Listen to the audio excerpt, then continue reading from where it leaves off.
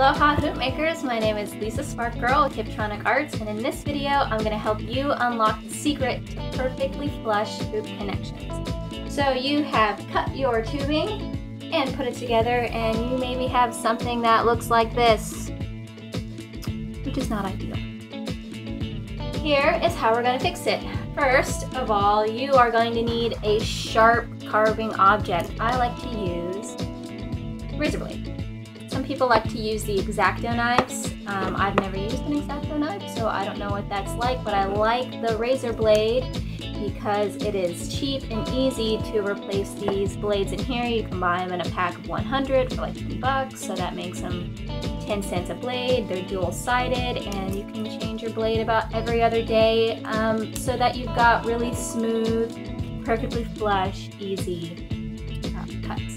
You're also going to need some sandpaper. I like to use this 100 fine grit paper. So let's take an up close look at the connection. You can see when it's put together here that I need to shave off this side here mostly. So we're going to start with that.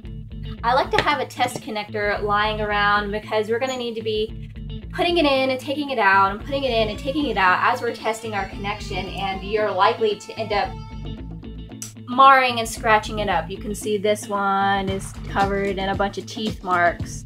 So I just keep this one around as the one that can get all funked up, and I put a nice one in later when I'm done.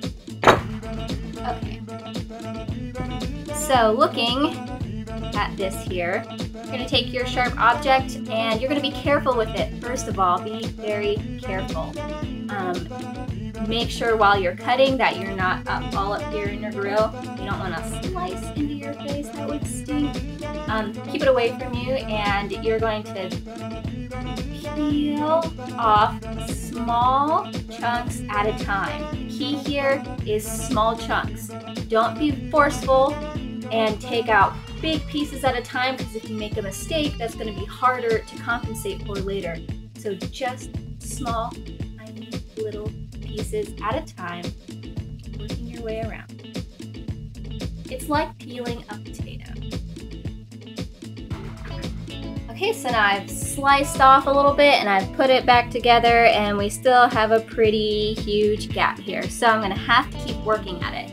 You're probably going to have to try and retry and keep testing as you're going along. Then after several minutes of shaving, you are just a little bit closer to a perfect connection. If you still have tiny little gaps in there, that's fine, as long as you've got it mostly flush all the way around. The next part is going to eliminate those tiny little imperfections for you, which is the sanding. I have my sandpaper here, and I'm going to lay it right on the tabletop.